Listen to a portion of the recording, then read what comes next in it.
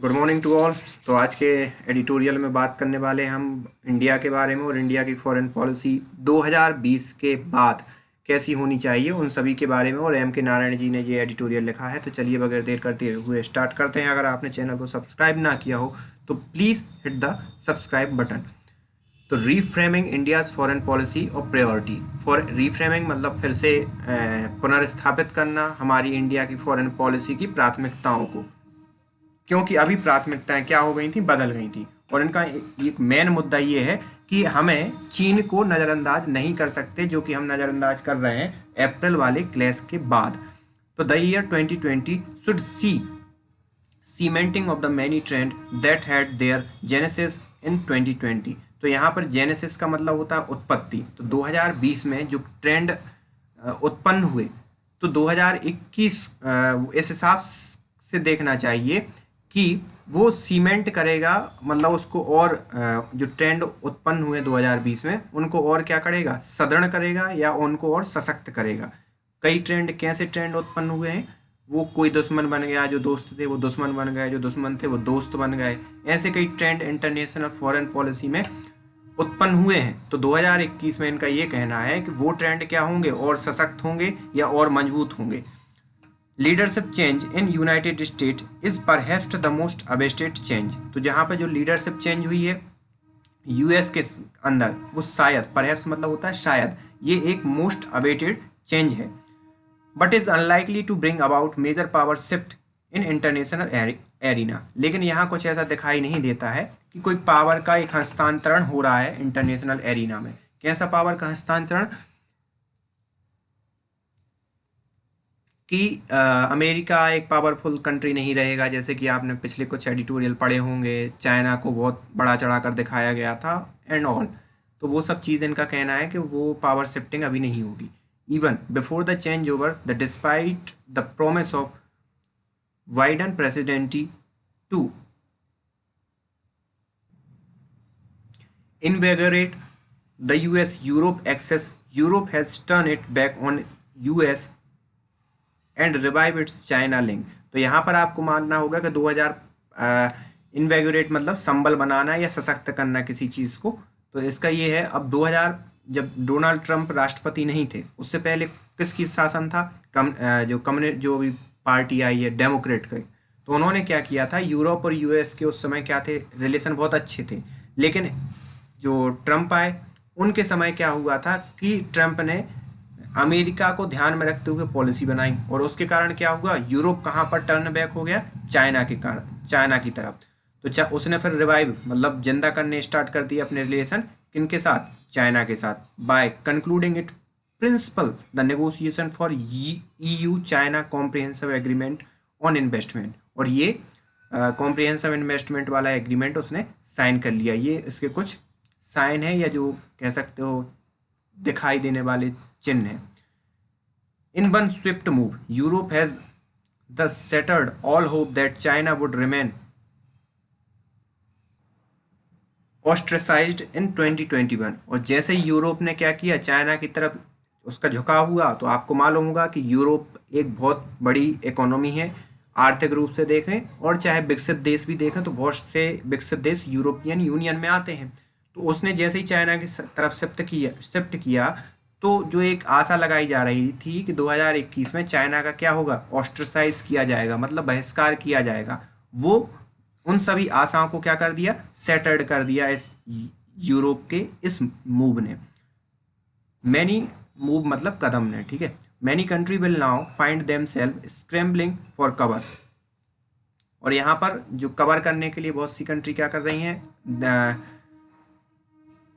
Scrambling कर रही हैं कि अपनी जो इकोनॉमिक लॉस हुआ है उसको कैसे कवर किया जाए। India which has greatly curtailed its relation with China since April 2020। और यहाँ पर इंडिया के भी रिलेशन क्या हो गए, बहुत कर्टेल्ड हैं, हो गए हैं। कर्टेल्ड हो गए मतलब खराब हो गए हैं चाइना के साथ। तो वो भी क्या कोशिश करेगा कि भाई अब चाइना का प्रभुत्व ऐसा तो है नहीं कि कम हुआ है। Bill itself out of limb मतलब इन सब चीज़ों से बाहर निकले और चाइना के साथ कुछ एक नॉर्मल क्या हो, रिलेशन स्थापित हों जैसे पहले थे। With many countries likely to see closer economic relation with China now. तो यहाँ पर बहुत सी ऐसी कंट्री हैं जो जो उनके आर्थिक रिलेशन है वो चाइना के साथ अभी भी तलाश कर रही हैं। आ स्ट्रोंगर चाइना, अब यहाँ पर स्ट्रोंगर कैसे है। The year 2021 has begin an triumphal note for China and China supreme leader Xi Jinping. तो यहाँ पर एक एक विजयी घोष की तरह साबित हुआ है 2021 की जो शुरुआत है चाइना के लिए और चाइना के सुप्रीम लीडर जी जिनपिंग के लिए। China is about the only major country which had positive rate of growth at the end of 2020। और चाइना ही एक उन इकलौती कंट्रीज में शामिल है जिनकी ग्रोथ रेट क्या रही है 2020 के अंत में पॉजिटिव रही है। And its economy is poised to grow even faster in 2021। और उसकी जो इकोनॉमी है वो भी ऐसी दिखाई देती है कि 2021 में वो ज़्यादा तेज़ी से और ग्रो करेगी comparatively 2020।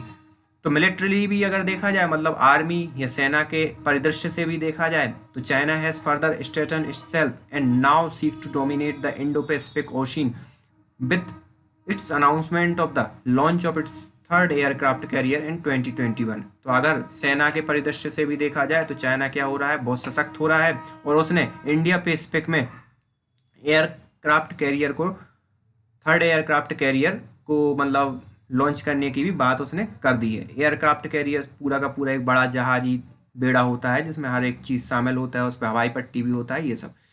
Simultaneously it is seeking to strengthen its military coordination with Russia. और साथ ही साथ पैरेलली वो क्या कर रहा है, रसिया के साथ अपनी जो मिलिट्री टाई है उनको भी ताकतवर बना रहा है। Consequent in all this and not withstanding Chinese untransitions in several matters, including its heavy-handed action in Hong Kong and Uyghur, China's position across Asia is, if anything, stronger than in 2020। तो यहाँ पर अगर और जगह भी अगर उसकी देखी जाए तो इंट्रांजिएंट का मतलब होती है उसकी कट्टरता या कठोरता जो है वो भी आपको देखने को मिलेगी। हांगकांग में देख लो, उइगर मुसलमानों में देख लो, तो उस हिसाब से उसकी पोजीशन ऐसी बन गई है कि एशिया में उससे ज़्यादा स्ट्रोंगर कोई नहीं है 2020 के अंदर। न्यू एमिनेटिंग मतलब बाहर निकलना या किसी चीज़ का मतलब उत्सर्जन होना। Emanating from China is the president Xi will further cement his position both as party leader and the president during 2021 despite internecine tension within the Communist Party of China। तो यहाँ पर जो आपसी कम्युनिस्ट पार्टी के अंदर इंटरनीसाइन मतलब होता है एक आपसी टेंशन होना किसी समूह में, किसी ग्रुप में। तो जो कम्युनिस्ट पार्टी के अंदर जो आपसी जो मतभेद हैं उन सब के ऊपर भी जो अभी तक बाहर खबरें आ रही हैं वहाँ से, चाइना से, तो वो यही निर्धारित करती हैं कि जी जिनपिंग ने अपनी पोजीशन और सुदृढ़ की है, कम्युनिस्ट पार्टी में अपनी पोजीशन अच्छी बनाई है और सब चीज़ उनके फेवर में है। China is hence unlikely to concede any ground to its opponent across the world in 2020, a fact that India will need to reckon with। तो यहाँ पर चाइना कहीं पे भी मतलब कमज़ोर नहीं पड़ा है और इसमें इंडिया को मतलब जितने भी उसके विपक्षी हैं जिसमें इंडिया भी क्या है इंक्लूडेड है, तो वहाँ पर कहीं पे भी कमज़ोर नहीं पड़ा है। It can not expect any Chinese concession in eastern Ladakh. और ये हम मतलब ये आशा नहीं कर सकते चाइना से कि चाइना किसी भी प्रकार का जो ईस्टर्न लद्दाख में मतलब सीधी सी बात है जो स्टैंड ऑफ हो रहा है वहाँ पर वही कोई कंसेशन करेगा अनटिल इंडिया मेक अमेंड। जब तक कि इंडिया मतलब सीधी सी बात है इनका ये कहना है कि इंडिया मेक अमेंड मतलब इंडिया को ही खुद अपने आप में झुकना होगा, चाइना झुकने वाला नहीं है वर्तमान परिदृश्य को देखते हुए। Economy first for Europe. The new year will be dominated by a strong authoritarian leader like Xi Jinping in China। तो नया साल किन के द्वारा डोमिनेट होगा? स्ट्रॉन्ग अथॉरिटेरियन लीडर मतलब जो तानाशाही टाइप के लोग होते हैं जिन एक व्यक्ति के हाथ में जिनकी सत्ता होती है, ये एक कम्युनिस्ट मतलब एक इंस्टीट्यूशन के हाथ में जिसकी सत्ता है, उनका लीडर है व्लादिमीर पुतिन रसिया के अंदर, रेसप तैयब अर्दोगान टर्की के अंदर, टर्की के अंदर। तो ये तीन ऐसे लोग हैं जिनका भी वर्चस्व दिखाई दे रहा है। International politics may not be very different from that in 2020 but any hope that the compact of democracy would emerge stronger will need to be assuaged, assuaged मतलब होता है किसी चीज़ से परहेज करना, ठीक है। तो यहाँ पर कोई भी ऐसी होप नहीं है कि एक कॉम्पैक्ट डेमोक्रेसी का उदय होगा, और ऐसी हमें आशा लगाने से परहेज भी करना चाहिए, क्योंकि अभी वर्तमान परिदृश्य को देखते हुए ऐसा कुछ दिखाई नहीं देता। Europe minus Britain, Europe minus Britain जब मतलब जब ब्रिटेन अलग हो गया है यूरोप से, तो इन्होंने लिखा है Europe minus Britain following Brexit and retirement of the Germany's Angela Merkel could become even less relevant in world affair. तो यूरोप, ब्रिटेन अलग हो गया मेन, और एंजेला मर्केल जो जर्मनी की चांसलर थी वो भी क्या हो गई, रिटायर हो गई। तो यूरोप का भी महत्व क्या हो गया, ढुलमुल हो गया। The China EU investment treaty which saw Europe capitulating to China's brandishment is indication that Europe value its economy more than its politics। तो यहाँ पर जो यूरोप का जो और चाइना का जो रिलेशन हुआ है या जो ट्रीटी हुई है, उससे भी साफ जाहिर होता है कि यूरोप, सीधी सी बात है, पॉलिटिक्स से ज़्यादा किसको तवज्जो दे रहा है, अपनी इकोनॉमी को। Major changes are afoot in Eurasia and west Asia which could lead significant shift. तो बहुत से ऐसे चेंज जो हुए हैं, मतलब चाहे यूरोसिया मतलब यूरोप और एशिया के अंदर, और साथ ही साथ वेस्ट एशिया, मतलब वेस्ट एशिया ये कहलाता है जहाँ पर ये मिडल ईस्ट वाले राज्य होते हैं, राज्य नहीं देश होते हैं वो सब। तो बहुत से ऐसे हैं कि सिग्निफिकेंट एक महत्वपूर्ण शिफ्ट आएगा, आएगा नहीं, आ सकता है, कोड लीड लिखा है ना, तो आ सकता है। Russia is beginning to the display greater interest in affair of the countries on its periphery and together with strengthening tie with China and reaching an entente with Turkey. This seems to be signal reduced interest in countries such as India। तो यहाँ पर रसिया क्या है, start कर रहा है अपने मतलब जो भी अपनी कंट्री के साथ सौहार्द बनाने में लगा है, चाइना के पास जा रहा है, और एंटेंटी मतलब वही होता है अंततः, या कह सकते हो यहाँ इसका मीनिंग ये होगा कि सौहार्द बनाने की कोशिश कर रहा है टर्की के साथ। दिस सीम, और ये इस हिसाब से दिखाई देता है कि जो इंडिया का जो मतलब रिलेशन है वो ज़्यादा मायने अब रसिया के लिए रखता नहीं है, या जो उसके इंटरेस्ट हैं, हित हैं, वो इंडिया के अंदर नहीं देखता है। इन वेस्ट एशिया में अगर देखा जाए तो the Abraham accord leading to the realignment of force in Arab world have sharpen the division between Saudi bloc and Iran Turkey. तो यहाँ पर जो अब्राहम अकॉर्ड जो साइन हो रहा है धड़ाधड़ जो ट्रंप ने करवाया है, तो उसमें मिडिल एशिया में भी दो ध्रुव बढ़ गए हैं, एक तो सऊदी मतलब सऊदी अरेबिया वाला, और दूसरा ईरान और टर्की वाला ग्रुप बन गया है। Despite the hype surrounding the Abraham Accord, the situation however remained fluid and has not reduced the risk of the confrontation between the Iran and Israel। तो यहाँ पर जो अब्राहम अकॉर्ड है उससे सिचुएशन ऐसा नहीं है कि मतलब कोई ज़्यादा अच्छी हो गई, वो अभी भी उसी हिसाब की सिचुएशन बनी है। फ्लड मतलब इस तरफ भी हो सकती है और उस तरफ, तो अभी भी इजराइल और ईरान के टकराव की स्थिति बनी हुई है। This does pose problem for India, और ये इंडिया के लिए एक चिंता का विषय है। Since both have relation with it, और क्योंकि इंडिया के दोनों के साथ ज़्यादा अच्छे रिलेशन है, इजराइल के साथ भी और ईरान के साथ भी। Meanwhile China demonstrate a willingness to play much larger role in region, including the contemplating a 25-year strategic cooperation agreement with Iran. और यहाँ पर चाइना भी अपनी एंट्री को ज़बरदस्त बनाने की कोशिश कर रहा है, ठीक है। वो एक बहुत बड़े रोल प्ले करने के लिए खुद को तैयार कर रहा है, और उसी का परिणाम स्वरूप है जो ये परिणाम स्वरूप ये दिखाई देता है कि उसने अगले 25 साल के लिए एक स्ट्रेटजिक कोऑपरेशन एग्रीमेंट पर साइन कर लिया ईरान के साथ। Saudi Arabia could finding the difficulty in 2021 with Biden administration taking charge in Washington. तो यहाँ पर सऊदी अरेबिया हो सकता है जो बाइडन के चार्ज संभालने से कुछ दिक्कतें फेस करे। क्यों दिक्कतें फेस करे, इसके लिए आपको वो अभी जो सऊदी अरेबिया में वुमेन्स के लिए कार चलाने का जो अधिकार मिला है उसकी पूरी कहानी आपको मालूम होना ज़रूरी है। अगर नहीं है मालूम तो इट टेक टाइम, मैं कभी बाद में बता दूंगा। The healing of the bound among the Saudi Arabia state and region should be view as the Pyrrhic victory at best for Saudi Arabia. तो यहाँ पर healing bound among Sunni Arab state. तो ये सीधी बात है, जैसे सऊदी अरेबिया को क्या पूरे के पूरे सुन्नी वर्ल्ड का क्या माना जाता है, नायक माना जाता है। तो यहाँ पर अगर कुछ उनके लिए कुछ अच्छा होता है, जैसे सऊदी अरेबिया के लिए अच्छा कुछ होता है, तो यहाँ पर पूरे के पूरे सुन्नी अरब वर्ल्ड जो है ना, उसके लिए यही माना जाएगा कि भाई हीलिंग बाउंड हुआ है पूरे के पूरे, या थोड़ी सी क्या मिली है, सपोर्ट मिल गया है, ये थोड़ी सी विक्ट्री हो गई है। One by product of this could be the sharpening of the hostility between the Sunni and Siya camp. Siya camp आप समझ रहे हो ना, ईरान।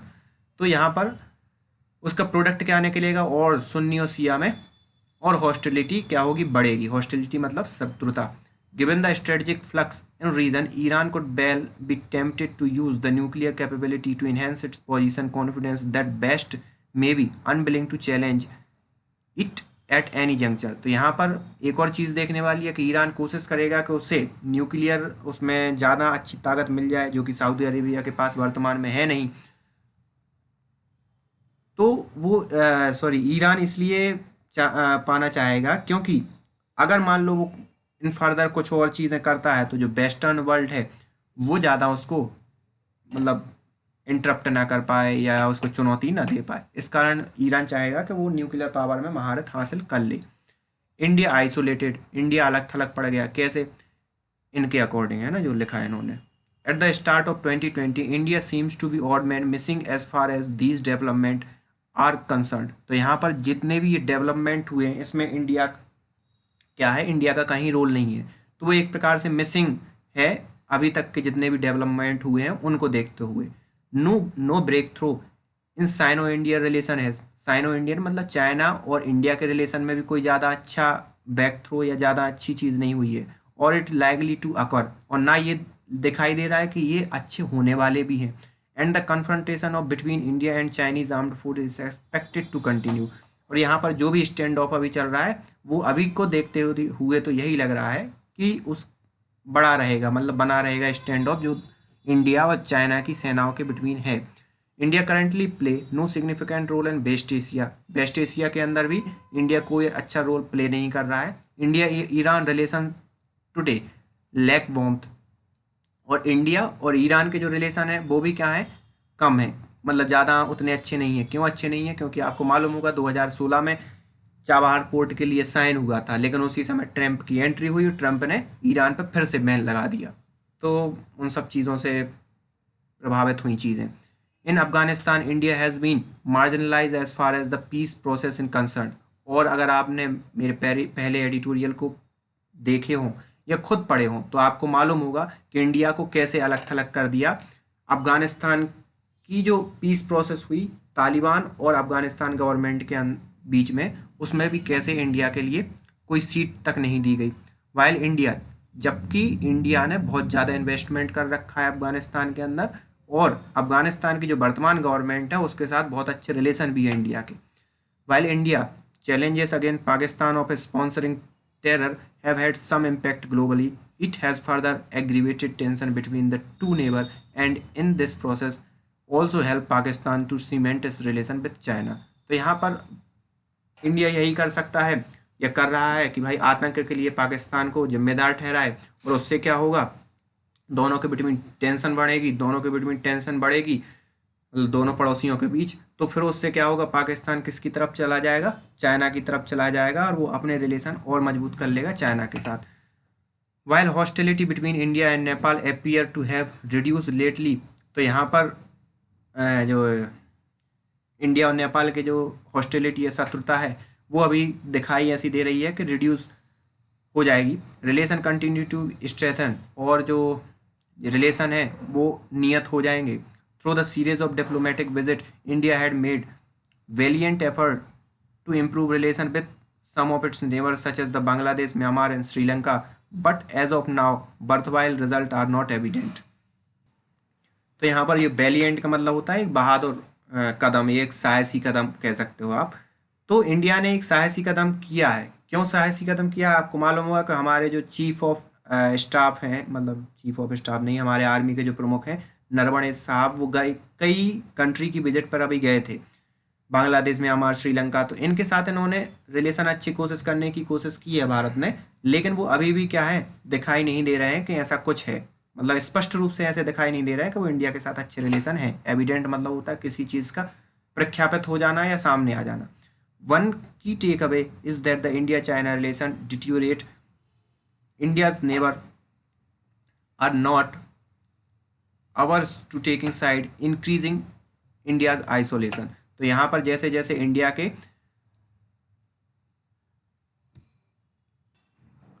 रिलेशन चाइना के साथ खराब हो रहे हैं, तो वो ऐसा है कि वो इंडिया का जो आइसोलेशन है वो बढ़ता जा रहा है, क्योंकि उसके जो और नेबरहुड है वो भी उनकी इंडिया का उतना साथ दे नहीं रहे।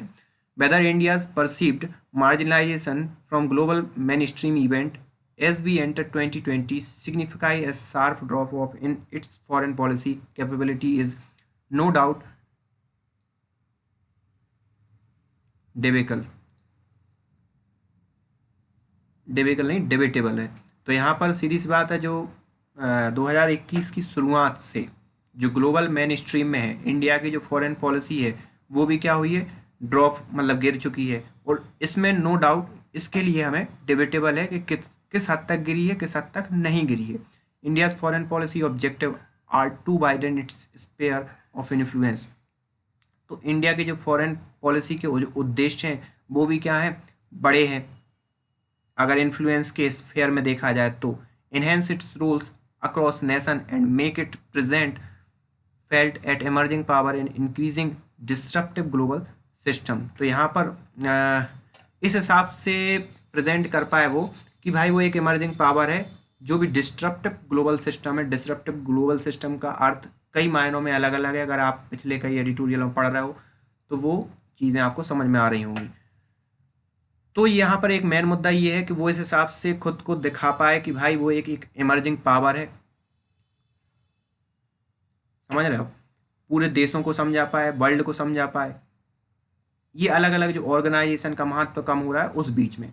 It is moot point through whether any of these objective has been achieved. और ये एक बहुत साइलेंट मुद्दा टाइप का है, या एक बहुत ऐसा मुद्दा है कि ये होगा कि नहीं ये देखना होगा।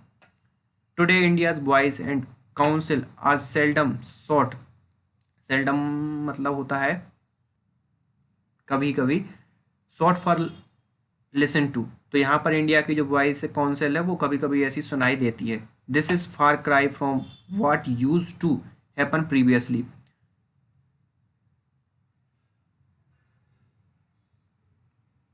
और जैसे पहले दिखाई देती थी चिल्ला चिल्ला कर चीज़ों को बोलना, वो अब कम ही दिखाई देती है। India will serve as a president of the powerful UN Security Council for month of August 2020, but it is to make a real impact it must be seems to possess substantial weight to shape policy, more so it is traditional area of influence। तो यहाँ पर 2021 में उसके लिए क्या है, UN Security council में जगह तो मिल गई है, बट फिर भी यहाँ पर देखना होगा क्या ये रियल इम्पैक्ट डालता है। और ये एक हमें देखना चाहिए, must seen be seen, possess substantial weight. और एक कि भाई कैसे वो पॉलिसी को रन करता है ट्रेडिशनल एरिया ऑफ इन्फ्लुएंस के अंदर। ट्रेडिशनल एरिया ऑफ इन्फ्लुएंस सीधी सी बात है क्या कहलाते हैं, आतंकवाद हो गया और खुद को तवज्जो देने वाली ट्रेडिशनल एरिया ऑफ इन्फ्लुएंस। क्योंकि जनरली जब इंडिया उस सीट पर बैठता है तो क्या ट्रेडिशनल एरिया ऑफ इन्फ्लुएंस रहते हैं, तो उन क्षेत्र में क्या ऑब्जेक्टिव लेके काम करता है इंडिया, ये देखना होगा। Diplomacy and the perception, many explanation could be available for this state of affair. कई ऐसे एक्सप्लेनेशन अवेलेबल है इंडिया की डिप्लोमेसी और उसके परसेप्शन को देखते हुए। Admittedly our diplomat conduct their activity with high degree of competence but they are possibly hampered by other factor. तो यहाँ पर नो डाउट हमारे जो डिप्लोमेट हैं वो अच्छा काम करते हैं, लेकिन वो दूसरे फैक्टरों से भी क्या होते हैं, प्रभावित होते हैं। One could be kind of policy choice the country has adopted in recent period which have possibly altered the perception of India in certain quarter। तो यहाँ पर जो लास्ट समय कुछ जो पॉलिसी ली गई या जो निर्णय लिए गए वो हो सकता है इंडिया का जो परसेप्शन है वो क्या कर दे, बदल दे कुछ निश्चित क्वार्टर्स के लिए। There is again a perception that India's closeness to US had resulted in weakening of its link with traditional friends such as Russia and Iran impacting the countries image.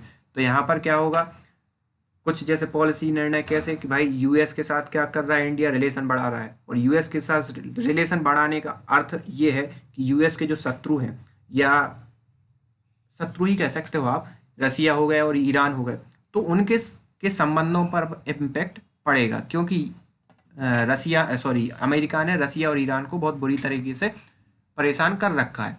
Perhaps the most relevant explanation could be the shifting balance of the power in region which India is situated, notably the rise of China and the enlarging conflict between the two biggest power in Asia, compelling many nations to pick side in the conflict. तो यहाँ पर हो सकता है ये हो कि China का एक बढ़ता प्रभुत्व और एशिया के अंदर दो प्रमुख ताकतों का उदय होना, ये एक प्रमुख कारण हो सकता है। और एशिया के जो राष्ट्र हैं उनके लिए एक क्या देना, विकल्प देना कि आप इंडिया के साइड हो कि मतलब चाइना के साइड हो। तो ये एक प्रमुख कारण हो सकता है कि इंडिया इस हिसाब से चीज़ें देख रहा है।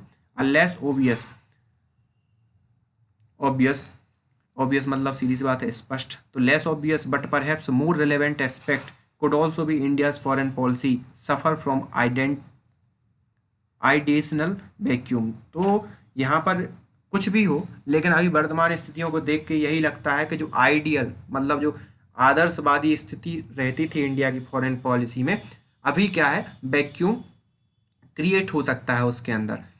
It is not the sharp decline in economy problem cause the account of the pandemic और the growing polarisation in value. तो ये ऐसा नहीं है कि एकदम से इकोनॉमी शार्प डिक्लाइन हो गई, या जो भी पेंडेमिक के कारण प्रॉब्लम रेज हुई वो है, और या फिर ग्रोइंग पोलराइजेशन वैल्यू मतलब समझ रहे हो ना, चाइना और अमेरिका के बिटवीन पोलराइज होना across the nation and society, but more possibly India's ability और failure in the ideational realm that lie in the root of our foreign policy inadequacies। तो inadequacies मतलब यहाँ पर ये जरूरी नहीं है कि भाई हम इस परिदृश्य में देखें इंडिया के लिए कि वो पोलरिटी, इंडिया और चाइना मतलब पोलरिटी के परिप्रेक्ष्य में क्या हुआ, या इंडिया ने शार्प डिक्लाइन इकोनॉमी में कैसे किया, या महामारी के उस पर कितने प्रभाव पड़े, बल्कि उस पर इस आधार पर नापा जाएगा कि उसके जो आदर्शवादी स्थिति थी फॉरेन पॉलिसी को लेकर, उसमें वो किस हिसाब से बना कर रखता है चीज़ों को, किस हिसाब से मैनेज करके रखता है। मोर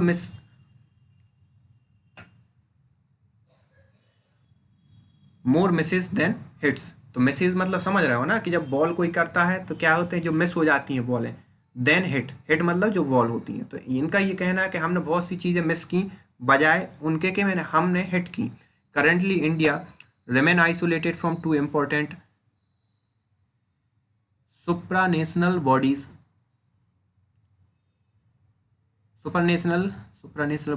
of which it used to be a founding member, the non-alignment movement and the South Asian Association of Regional Cooperation। तो यहाँ पर इंडिया मतलब आइसोलेट हो गया है इन दोनों चीज़ों से। नॉन अलाइन मूवमेंट आपको मालूम होगा कि इंडिया जवाहरलाल नेहरू के समय से नॉन अलाइन मूवमेंट का क्या रहा है, नायक रहा है, या पुरोधा मतलब नायक नहीं मतलब लीडर रहा है या लीड कर। और दूसरा है सार्क। तो यहाँ पर इन दोनों को इंडिया ने क्या कर दिया, मिस कर दिया। effort to whip up enthusiasm for newer institutions such as the Bay of Bengal Initiative for Multi-Sectoral Technique and the Economic Cooperation BIMSTEC have hardly been successful। तो यहाँ पर इसने क्या किया है, एफर्ट लगाए हैं और अपना एंथुसियाज्म दिखाया है किस चीज़ के लिए, नए इंस्टीट्यूशन बनाने के लिए। जैसे ये Bengal initiative multi sector BIMSTEC launch हुआ, तो ये सक्सेसफुल हुआ। India has opted out the regional comprehensive economic partnership RCP, majority of Asian country are member. तो यहाँ पर RCP से भी क्या हो गया, इंडिया अलग हो गया। And the fail to take advantage of the RIC on the Russia, India and China grouping, even as the relation with Russia and China have deteriorated. तो RIC का भी उतना ज़्यादा लाभ नहीं उठा पाया, जबकि दोनों के साथ उसके अब क्या हो रहे हैं, रिलेशन क्या हो रहे हैं, क्षय हो रहे हैं, डिटीरियोरेट मतलब खराब हो रहे हैं. On the other hand, India's foreign policy imperatives across Asia and South Asia and particularly today seems to be a mixture of misplaced confidence. तो यहाँ पर जो साउथ एशिया और एशिया के को ध्यान में रखते हुए जो उसके पॉलिसी हैं या जो निर्णय हैं, वो भी इस हिसाब से दिखाई देते हैं कि उसका कॉन्फिडेंस दिखाई नहीं देता उन सभी चीज़ों में, मिसप्लेस्ड कॉन्फिडेंस की तरह दिखाई देते हैं. Sometime verging on hubris, as in case of Nepal, a lack of understanding of Thai sensitivity of neighbor such as Bangladesh and long-time friend, and such as Vietnam and Iran, and according excessive importance to the policy need and pressures of the nations such as US.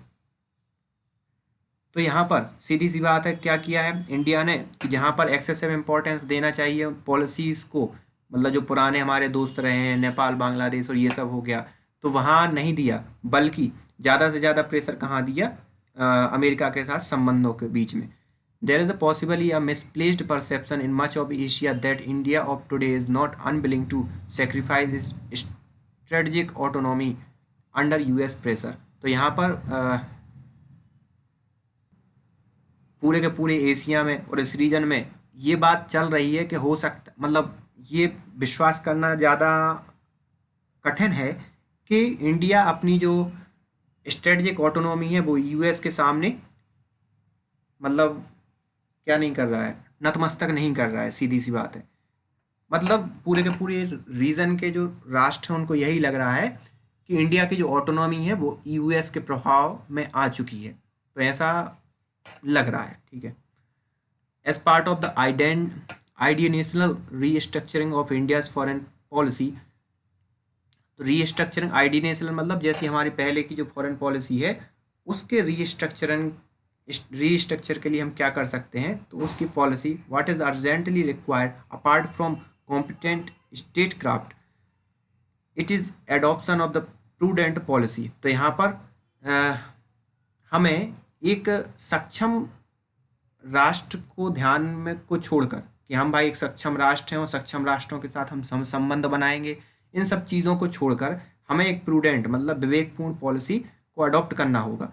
Pursuit of the realistically achievable objective and above all a demonstration of continuously of policy. और यहाँ पर ऐसे objective हमें बनाने पड़ेंगे जिनको हम क्या कर पाएँ, अचीव कर पाएँ, irrespective of change in the nature of the administration, बगैर किसी एडमिनिस्ट्रेशन के चेंजेस लाए या कुछ किए.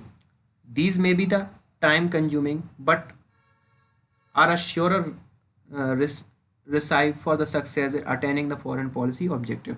ये हो सकता है कुछ टाइम लेंगे, लेकिन इससे हमें ज़रूर फ़ायदा ही फ़ायदा होगा. तो इनका ये पूरा का पूरा मसला था. इनका सीधा सा मतलब इन शॉर्ट में अगर ये कहें कि भाई आपके जो पुराने पार्टनर थे उनको आप छोड़ो मत अमेरिका के चक्कर में, और बस उनको तवज्जो दो, यही है. So thank you for today.